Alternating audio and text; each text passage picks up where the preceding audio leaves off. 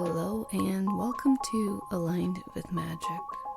I am your host, Katarina Rose, and I created this podcast to share my thoughts on the topics of personal growth, magic, energy, manifestation, astrology, shamanic and spiritual practices, all those fascinating and mysterious forces shaping our world. Take what resonates, leave what doesn't, and I hope this episode contributes something really positive to your life and well-being. Without further ado, onto the episode. Hello, welcome back. Or maybe, welcome for the very first time. I am recording an impromptu episode. To be honest, I wasn't even planning on releasing another episode this month of February, when I'm recording. I have entered into my annual hibernation mode. This is my birth month, and in a few days I will experience my solar return. Universe willing, of course. So in a few days I will be having a birthday, and every single year, every time around my birthday, I go into my quiet and tired mode. My birthday time is not usually very celebratory. It's more contemplative, secluded, and I tend to be more reflective. I am already that type of a person, but around my birthday, this energy gets stronger and amplifies like times 1,000. Plus, Mercury is about to go retrograde in the sign of Pisces, the astral landscape of Neptunian realm. This is where we all learn to dream in the language of Pisces. So I'm doing all the retrograde Mercury Piscean things. I'm taking it easy, I'm taking it slow. I am going back to my old projects. I am deleting, I am revisiting, and I am editing. And Mercury Pisces is not exactly known for its strong editing skills. Now, I am someone with the Mercury Pisces natally, and I can tell you this is one of the hardest qualities for me to develop. Having Pisces Mercury means there is a lot of informational input at all times. But the thing is, there isn't quite a language for what a Mercury Pisces will experience or the knowledge that it carries. So it becomes difficult to express. Anyway, I have been in my deep cocoon mode, turning inward. And actually, I have 2 other months like this every year, and likely you do too. Maybe you just haven't spotted the pattern yet. Or perhaps I am just extra sensitive to the solar transits. A Princess and the Bee. This is actually what this episode is all about. It's about clocking and respecting our personal seasons of quiet and learning to track our personal patterns based on the sun's transits through our natal chart. And I do love a good pattern recognition opportunity. I have never heard anyone else share this method or awareness before, or even speak on the sun's transits through the natal houses and how it impacts our well-being, our vitality, or the focus of our attention with each passing transit. If you guys are hearing weird banging, I don't know if the mic is picking up on this while I'm recording. There is a huge wind outside and there's something flapping outdoors. Probably just the lid from some trash can. Anyway, let's get back to the sun's transits. And also, if you hear weird creaking, again, I apologize. My desk is literally haunted and it just makes weird noises even when I'm not moving or doing anything. So, we fixate a lot on the moon, especially in the magical community. What is she doing? Is she new? Is she full? What sign is she in? And that's valid. Although to be honest, I don't live by the moon all that much. I do have a healthy respect for the lunar cycle. I definitely keep an eye on the moon and her whereabouts. More like a side eye, really, because full moons affect me quite a bit, regardless of the sign that it's in. or whether the culmination of the lunar ripening is touching anything personal in my chart. I know many astrologers do not believe in this or would disagree with me, as many tend to emphasize that the full moons will not be felt by the native unless that moon is within a certain orbit of special planets, points, angles, etc. And if the moon is not touching a whole lot in your chart, they claim the native will not feel it, but personally I do not agree with this. I have personally been tracking the lunar cycle for the past 20 years, and I can without a doubt notice how the full moon tends to impact me on an emotional level each and every single time. Also, when applicable, I will time things around the new moon too, depending on what I'm cooking up. But I don't live and die by the moon, to be honest. I just kind of go with my internal flow. Eclipses now is when we typically pay major attention to the moon's antics. Eclipses do have the opportunity and potential to become great disruptors in our lives, in both a negative and positive sense, especially when they fall onto special angles or planets in our charts. There are always more celebrity deaths around or within the eclipse cycle. There are big life changes and major life impacts that kind of force us to pay attention to the eclipses. And that makes total sense. Of course we would pay attention to the eclipses. We've been doing that since the ancient astrologers drew correlations between eclipses and their kings dying off, or maybe being born. But there is a more subtle, yet very obvious transit that we never pay attention to, and that is the transit of the sun. The sun has gotten so flattened by pop astrology, unfortunately, and I feel like we don't give it the praise and honor it deserves. But the sun is a great benefic. It is our life source energy. It's solar gold energy activating our soul's presence here on Earth. It feeds us not just through the photosynthesis of plants that we later consume, but energetically too. Wherever the sun transits in our charts, this is where it directs energy. It illuminates a very specific sector allocated to that house. The natal chart is composed of 12 houses, 12 pie slices, and each one has specific qualities and characteristics assigned to it. So when the sun visits a specific sector, it fuels and funnels its life force into that area of our lives.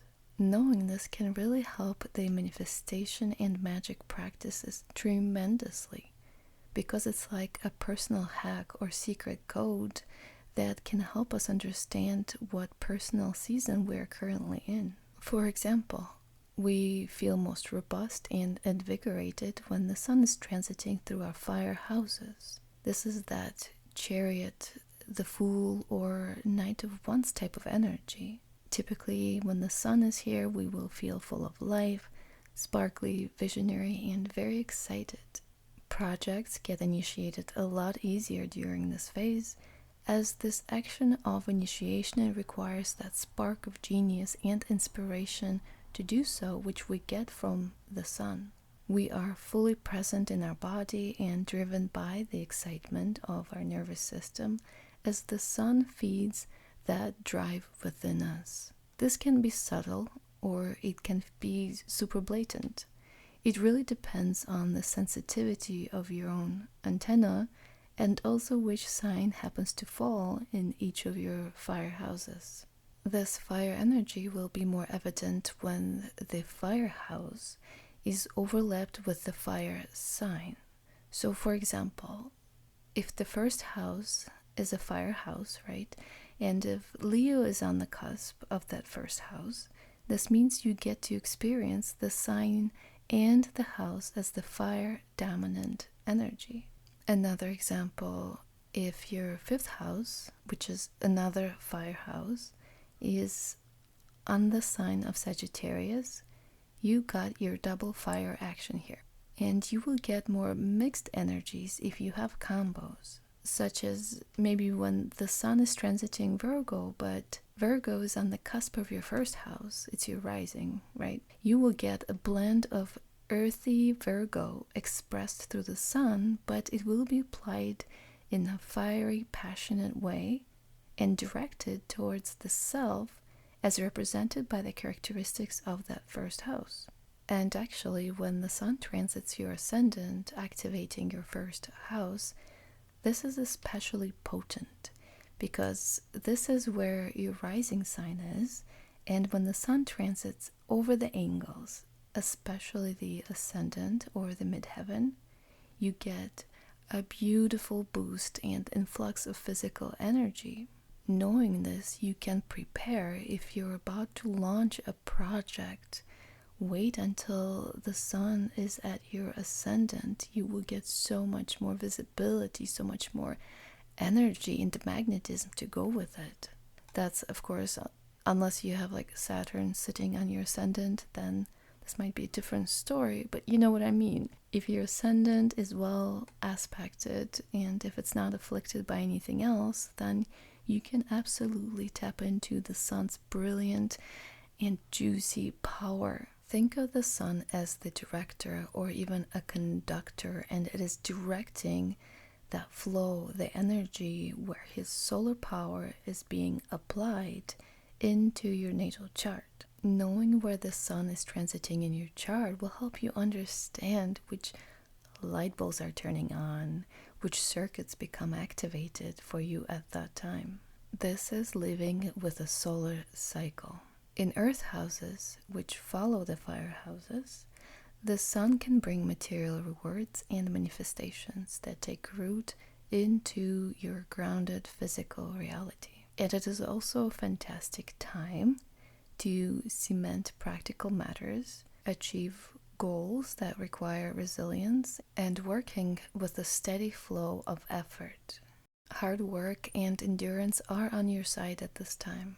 Personally, I love this time the most for establishing my health and wellness routines, like getting back into going to the gym regularly, taking the time to cook and prep my meals that are clean, healthy, and feel good in my physical body. I also like using this time to carry out projects to completion that I've likely started when the sun was in my last firehouse or one of the firehouse times. So I tie any loose ends, clean up and organize my studio, assess and reevaluate my progress on my projects. Sometimes I'll obtain supplies or materials that I need and just generally figure out where I may have strayed off course.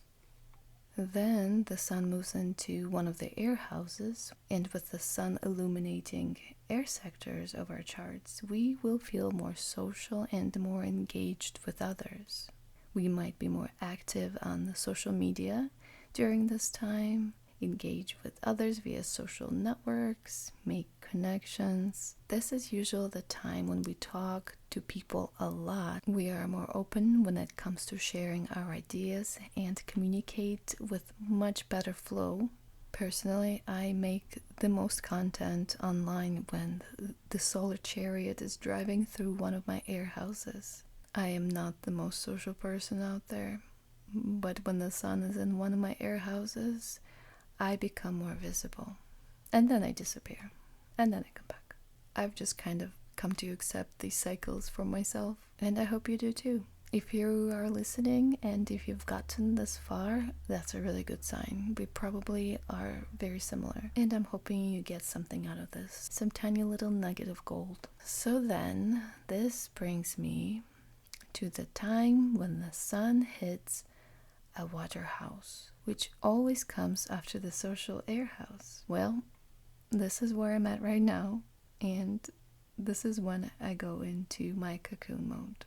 When the sun is in a water house, we get to take a reprieve from a ton of external action and socialization, and instead we're meant to or invited to by the solar power to focus on our inner world. Now, this may feel different for others, but when the sun is in one of my water houses, such as when it is in the 4th, the 8th, or the 12th, I tend to go quiet.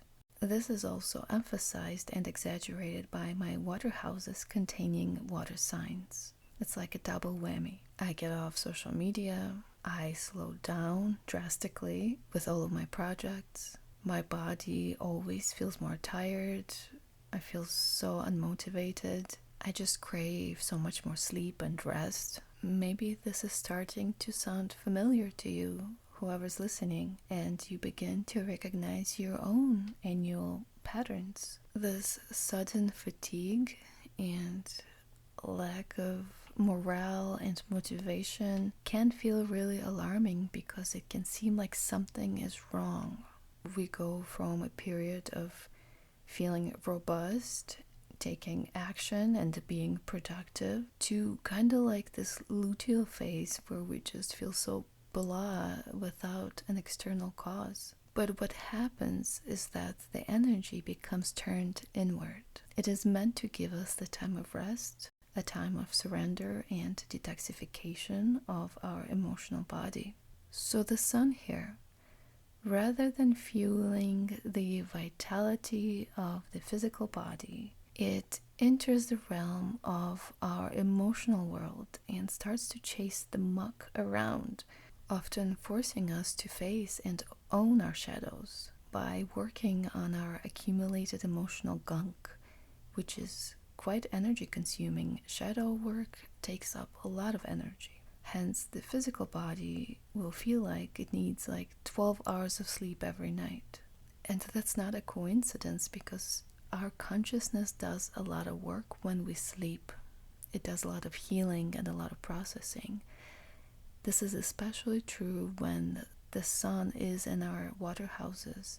It starts doing the work beneath the surface in the emotional realms. It is not uncommon to get the flu or have flu-like symptoms during this time. Of course, if you have a serious ailment, please do not blame it on any kind of transit, not solar transit, not any other transit. Please go get medical care. This needs to be said. And again, how you will experience this sun's transits will really depend on your house and sign combo and how sensitive you are to these energies. Plus, for some, the effects of the water houses might be mitigated by fire signs being present here. I am genuinely very curious, so please do let me know how some of these transits play out for you. Again, these solar transits will be much more exaggerated for fire sign ascendants, because they're the ones who will likely have the overlap of fire with fire, air with air, earth with earth, water with water, rather than having different type of combos of house to sign, you know what I mean? But still, even if you do have a random combo, knowing when the sun is in one of your water houses, you can help gently direct this energy towards inner and subconscious wellness. You can use this time for some amazingly productive shadow work and come out sparkling when the sun moves onto the firehouse, which always comes after the water segment in the chart. You can do shadow work and cord cutting, really lean into your spiritual hygiene during this time. The one thing I do not recommend doing is trying to push through your body's signals for rest. Whenever we run into a personal season of quiet or slowdown, this experience can be extremely frustrating for us, resulting in excessive pushing or trying to power through our body's seemingly weakened and unmotivated state. We try to override our natural signals that the body is sending us. But that is not necessary. This is just a temporary state of being and a personal season that is very much necessary for our wellness. And it will pass in about a month or so, if it is related to the solar transit or another heavy astrological transit perhaps. Again, the solar experience may totally vary. I suggest tracking the solar transits through your chart and note how you feel during the sun's transit through each one of the natal houses. Collect data. You will learn so much, and you may discover that it's so subtle and so negligible for you, perhaps. Or you may find out that, oh shit, every year you feel like me the same shitty way at the exact same time of the year. Getting to know your solar activations will give you a pretty good idea of how your own personal seasons work and whether they are reliable or even consistent. The types of solar energies you will encounter will be altered by the presence of certain planets and angles, depending what you've got going on in your chart. So keep that in mind, please. Document. For example, if you have a Pisces sun in the 12th house, you could feel extra spiritual or maybe even isolated around your birthday when the sun comes home, which could be either positive or negative. Isolation for one person could be something deeply triggering or very much sought after for someone else. Our own lived experiences and mental makeup really do matter too. I recommend getting a journal and tracking down your solar transits month by month and start taking stock of any energetic patterns you experience or notice through the year that seem to repeat themselves. You will learn so much about your own solar patterns and cycles that you can start to utilize them in your magical and manifestation workings. So that's essentially the gist of it. I may revisit this topic in the future if there's any interest on this. But meanwhile, I am retreating back into my slumber, into my 8th house, Pisces sun, hole in the wall. I am clearing out my debts and my energy body. It's that time of the year. This will happen again in July when the sun is in my 12th, and then again in October when the sun enters my 4th house. It's like clockwork for me. Discovering this has been tremendously helpful, as I no longer blame myself for being lazy and unmotivated, and I do not push through my depleted reserves that are supposed to be replenishing right now. I give much respect to the body that carries me here. I have learned awareness that I just need to rest my body and mind and then reemerge in a few weeks, refreshed and reanimated, to engage with the world again as the sun barrels into my 9th and then my 10th house. This is always my most favorite time of the year, energetically, as the sun reaches its peak in my chart and brings his blessings at the highest expression, the midheaven.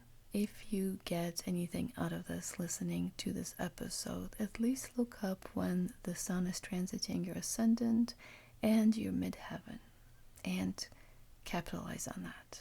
What a blessed time, and no one even talks about it. But before I go and get my much needed rest, I will leave you, my dear listener, with the reading of the article I wrote for my Substack, meant to encourage love, softness, and most importantly, self-acceptance of yourself and your seasons that demand more rest and quietude from time to time. I actually don't know if quietude is even a real word, but we will go with it. This is for when you found yourself in a personal, symbolic, or maybe quite literal season of winter, marked by darkness, fatigue, and isolation, that unexplainable energetic lull. Alright, without further ado, how to move in the season of quiet. There are seasons when your inner magic asks you to be still, not to quit, not to shrink, just to remember that even the moon disappears every month to become new again. This is not failure or loss of your spark. This is sacred composting, a stage of existence when we need to ferment for a bit to become enriched to produce again, a replenishment of sorts. At this time, you're allowed to go unseen, unpolished, and undone, because magic grows in silence too.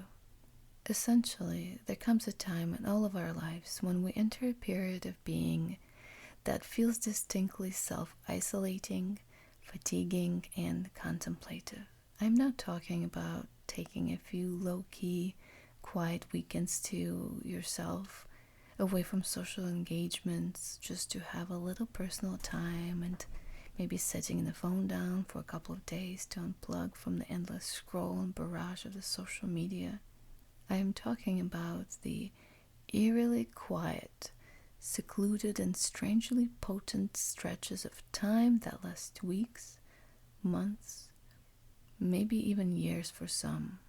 The in-between energetic space, that liminal spell. A time suspended between worlds, where a cloak of stillness prevails, where your sensitivity heightens and you grow extra aware of your own exceptional abilities of discernment. You begin to see energy clearly, what nourishes you, what drains you, who drains you. Energy exchanges come up for review, and instinctively you will feel especially attuned to the conservation of your own reserves. During such times, you start to notice how many social interactions feel shallow and have no room in your life now. And quite frankly, they begin to feel incredibly draining as your bandwidth for people tasks becomes rather sparse. The body slows down as well, feeling tired, or maybe even begins to ache in ways that no lab test can explain, as nothing is really wrong physically. Your doctor just shrugs their shoulders, unable to pinpoint the exact cause of your generalized complaints. But you know your energy has not been the same lately. You are seeing and feeling a change of pace, knowing something deeper is stirring. There's this unmistakable craving for silence, stillness, and aching for reprieve from this daily, extremely draining race that feels overly stimulating. And if you allow yourself to slow down enough, you may hear your intuition calling for a change of emotional scenery, because beneath the fatigue, there's a longing for silence, simplicity, and space. If you find yourself in such a season of quiet, know this isn't a detour or a setback. Energetically, you have simply entered your own dark season of winter, and this piece, my dear friend, is for you.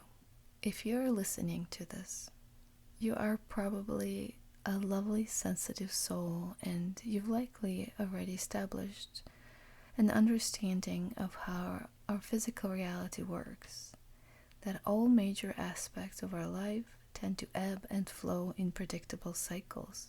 Things come in, things go out, tides swoop in, tides swoop out.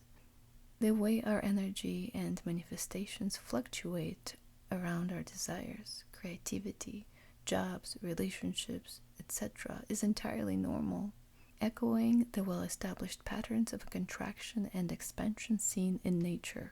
Our personal lives very much resemble the cyclical nature of the earth.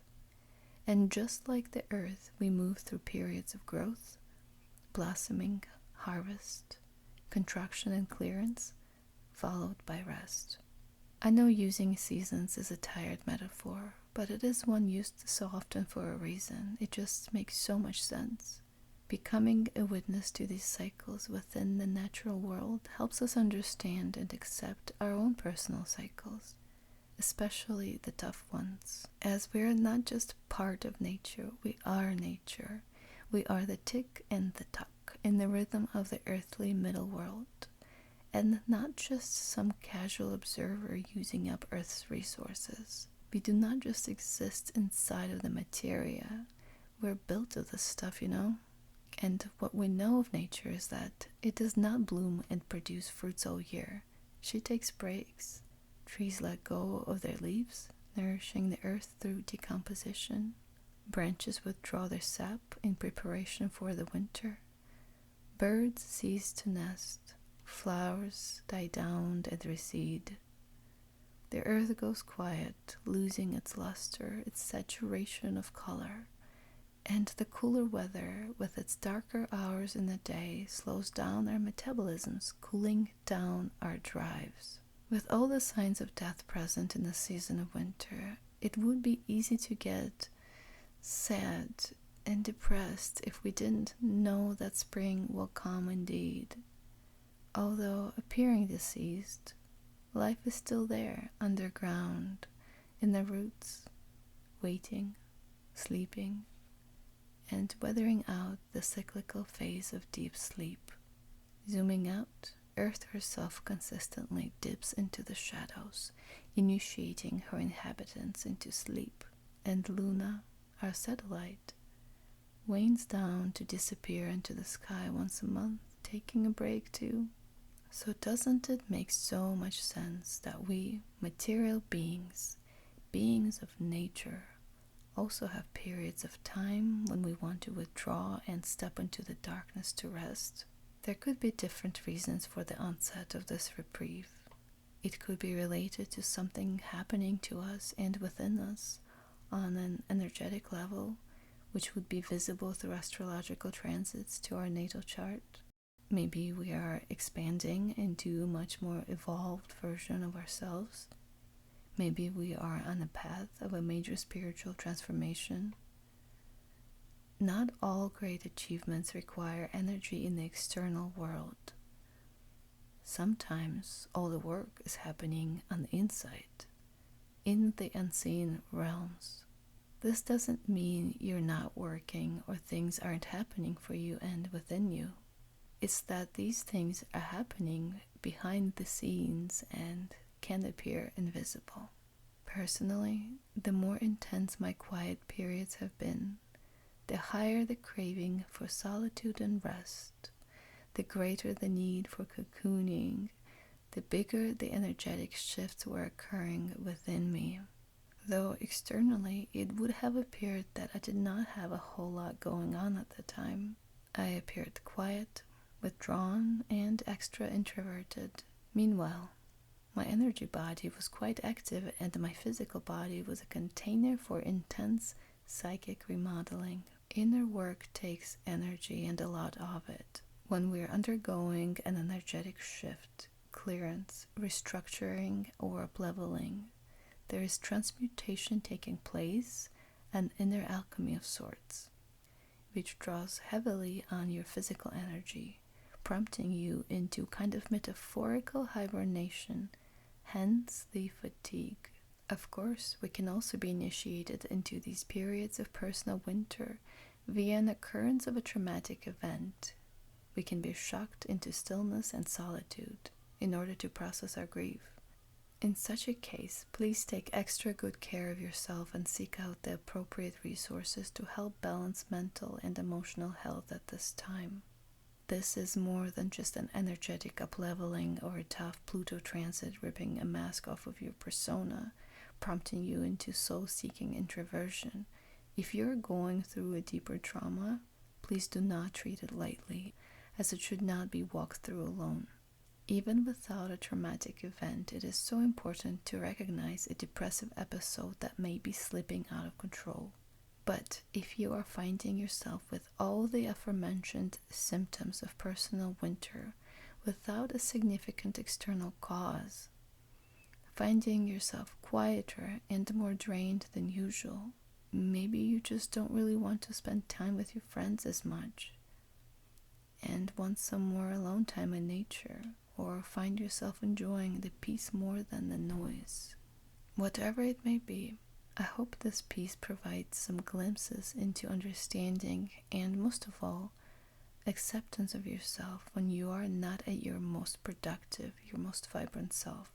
Because moving through the personal season of quiet with grace means accepting it without guilt, without self-flagellation for not being productive enough, and having trust in the cycles of nature and the divine timing of the universe. Can you love yourself without the self-imposed stipulations to produce without guilt because you're feeling lazy? Or do you only feel good about yourself when you're working hard and pulling in tangible results? If so, this is conditional self-love, my friend. What if? What if you loved yourself even when you felt tired, uninspired, and unproductive? Maybe instead of talking shit about yourself to yourself, you could talk nurture. But why do so many of us do this to ourselves? Where do these unrealistic expectations come from? It just so happens that a lot of us love our lives and ourselves the most when our lives resemble the seasons of spring and summer, when the energy is high and when we get to initiate, be robust, creative, and magical, feeling most inspired and fired up, driven by our innate creative urges. It feels so good to be in our Sun or Mars superpower, in our fiery suit of one's energy. This energy is outwardly driven. There's movement and excitement. There are rewards. And when we're conditioned to hinge our self-worth on how much output or success we produce, in the pursuit of which we release that super satisfying, yummy dopamine, and our happy little reward centers in the brain get scratched as we chase each achievement. So then, the natural periods of slowdown and constriction that follow such dynamic bursts of activity can feel like punishment because it is a withdrawal of sorts from juicing our dopamine centers while also depriving those conditioned parts of ourselves that pull the invisible strings, demanding outward accomplishment. When we hit a slowdown of energy, enter our personal season of winter, our conditioned nervous systems ignite a desire to keep clinging and holding on to the same levels of productivity we had during our hottest seasons of action and creativity. But we're not designed for perpetual motion. A personal season of solitude is just a different but very much necessary and a healthy way of being. Just like sleep is a different state of our conscious awareness and is a very necessary part of our health and well-being. As I mentioned earlier, I want to reiterate, because mental health is absolutely essential, that I'm not referring to mental illnesses and depressive episodes. Those deserve to be taken seriously and treated with care and priority. What I have been referring to here are the natural periods of slowdowns, the cocoon-like phases when we rest and reset, hopefully, now with less guilt, and more acceptance and respect for our own natural cycles. Our productivity-obsessed world has conditioned us to expect ourselves to stay in perpetual summer, a constant state of action and visibility, driven by achieving success. Constant forward motion in life is not sustainable. We're living meatbags who need rest, joy, and sustenance. Hell, even robots and their fancy mechanical joints wear out, requiring maintenance and downtime for repairs and tune-ups. So if you're noticing yourself slowing down, do not despair. You're not falling behind. You're just in your dark season of quiet. And just because the world feels extra loud and happens to be in constant motion around you, it does not mean you have to continuously keep up with its pace. It's okay to set your own drumbeat, and it's okay to honor your body's physical, emotional, and energetic requirements, even when these needs do not meet your conditioned egoic drives. A cocoon is where a metamorphosis happens, all within the divine timing, to every contraction and expansion, to every slowdown and initiation. I accept. Tides come in and tides go out. The coiled spring has to contract before releasing tension, translating that energy into action. It's physics, really. And the more we resist the craving for rest, the more challenging the experience of transformation becomes, and the less benefit we receive from it. And on that note, I must retrieve back into my rest, or maybe it is more like back into my nest or nook where I am weathering out my current season of solitude, as I have found myself in such a liminal standstill. It is not easy for me to release control and to trust the process, to just be here, allowing it all to unfold around me, trusting that the slow simmer at midnight is just a phase, that my spring will come and I will sow my seeds of sunflowers again. It's an exercise in trust and a lesson of surrender for sure. I'm giving my body the rest it needs and allowing it to let go of everything that I have outgrown in seasons past. Clearing, composting, inhaling magic, exhaling trust. With so much love, Katarina Rose. Thank you so much for listening to today's episode. Please come find me again, and if you want to reach out, email me at alignedwithmagic@gmail.com. For readings, I am available for booking on my website, alignedwithmagic.com. My handle on most social platforms is @alignedwithmagic. Thank you so much for listening. Until next time. Bye.